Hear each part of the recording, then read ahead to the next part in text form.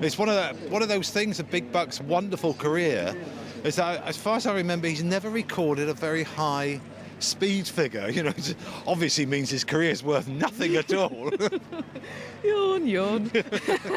There he is, the magnificent Big Bucks. Do you want to put into context what he'd be achieving today with that equalisation of Beulah's record? Well, Beulah's, of course, was his first 13 races of his career, whereas this is, I think, in a way, this is even better. Agreed. Because he's had to go back hurdling from a chasing career, and he's just fantastic, isn't he? And the paddock here was absolutely jammed with people. They just wanted to look at the horse. Why not? We all do. Be interesting also how Timmy Murphy gets on with Sparky May. Of course, he's taking over from Kieran Burke, who's now the trainer of the mare. Yeah, and Pat Rodford's here, obviously, in the paddock because he's a part owner. And I hope she runs really well. I mean, she was bonny last season, and well, we'll find out now. We will, in the company of Richard Hoyles. Open racing for the Sporting Bet long distance hurdle, 3 miles and half a furlong in front of the field, and Serium it is who cuts out the running on the run towards the first, with Petit Four in closest pursuit as they rise at the first.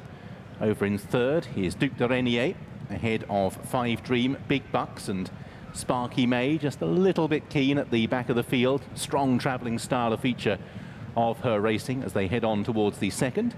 And Serium is over from Petit Four, Duc de Renier from 5 Dream and Big Bucks, and Sparky May under restraint at the rear of the field. So it's Serium, the outsider of the party, who's going to make the turn on the long run towards the third, leading by about 4 lengths from Petit Four, who is 3 lengths ahead of Duc de Renier, and Big Bucks, between them the winners of this race for the past 3 years, and 5 Dream and held up Sparky May as they wake their way down the side of the racecourse, and Serium just being allowed to extend away. In second place is Petit Four, who's about 4 lengths or so down. Duc de Renier on the inside of Big Bucks. Then 5 Dream, and still last and still taking a keen hold is Sparky May. So making the turn back towards home, and Serium it is who still leads by an increased margin of about 6 to 8 lengths from Petit Four. Duc de Renier ahead of Big Bucks, then 5 Dream and Sparky May as they make their way up the home straight then for the first time. Out in front is Serium, leading from Petit Four in second. The leader getting a bit close. Duc de Renier from Big Bucks, 5 Dream and Sparky May. So at the moment, the cards being held pretty close to the chest of the principals, as out in front Serium, having his moment in the sun, leads by about 4 lengths or so from Petit Four in second place. Duc de Renier and Big Bucks with 5 Dream and Sparky May, no more than an even gallop as they jump the next. Sparky May again just takes a keen hold on landing as they make their way towards the fence, or the flight of hurdles that'll be the last in a circuit's time. And Serium it is who makes the running. Serium from Petit Four, Duc de Renier and Big Bucks, who's just running down his hurdles slightly to put himself right. 5 Dream and Sparky May. And Serium, I'm afraid it was only a temporary moment in the sun, because even at this steady pace, he's been swamped by the field as Petit Four leads. And indeed, Serium has lost the position so quickly that I think there may be something amiss, not moving that well behind. So I think, unfortunately, Serium is going to be pulled up as Petit Four it is who leads from Big Bucks on the outside of Duc de Renier. In fourth place is 5 Dream, and at the rear of the 5 that remains Sparky May, as Serium is pulled up with the circuit still to travel. So Duc de Renier and Big Bucks moving through on the inside of Petit Four, who's just hanging slightly round the turn and has allowed 2 horses up the inside as a consequence.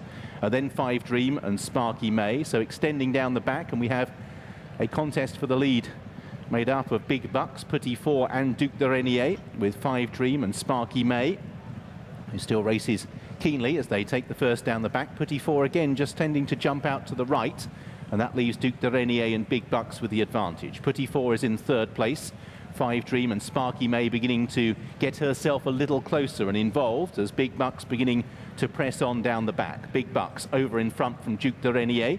Then Petit Four, Sparky May now amongst horses. And Timmy Murphy anxious not to allow Big Bucks too much rope. Similarly, Ruby Walsh will be checking exactly where the rivals are, as out in front Big Bucks leads from Petit Four as they head towards the final 2 flights of hurdles in the back straight. Sparky May still tanking along at the moment. Duc de Renier on the inside with 5 Dream as Big Bucks leads over that.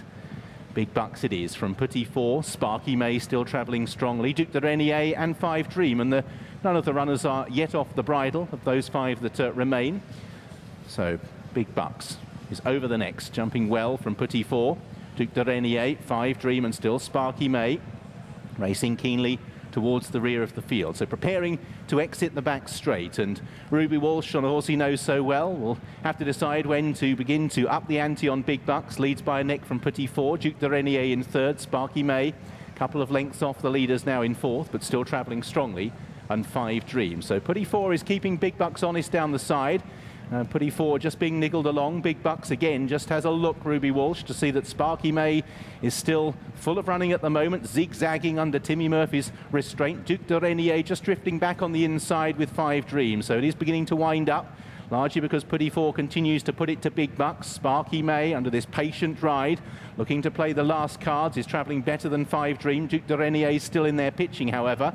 So up the home straight that Big Bucks knows so well. It's Big Bucks who leads, coming down towards the next, and Sparky May, interestingly taken over to the near side, appeared a deliberate manoeuvre. Petit 4 comes next, and Big Bucks just having to be niggled slightly. He can hit the odd flat spot. Duc de Renier is the one that's cracked, however. Petit 4 still there. Sparky May and 5 Dream as they head on down towards the second last. Big Bucks on the right, Petit 4, then Sparky May on the left. Big Bucks is over that flight, and now the familiar story. Will it unfold, or has Sparky May got something left? Still in there pitching Petit 4 and 5 Dream, but now Big Bucks. All of a sudden Ruby Walsh exudes confidence. All of a sudden Timmy Murphy on Sparky May suggests the locker may be empty. The final flight of hurdles, Big Bucks is over. In second place is 5 Dream, then Petit 4 and Sparky May, and this is a most familiar scene. Has any unseated rider in racing been so valuable to connections as when Big Bucks capsized in the Hennessy 3 years ago? 3 years on, he is 13 from 13. This is his 3rd Sporting Bet long distance hurdle, the 3rd runner of the day,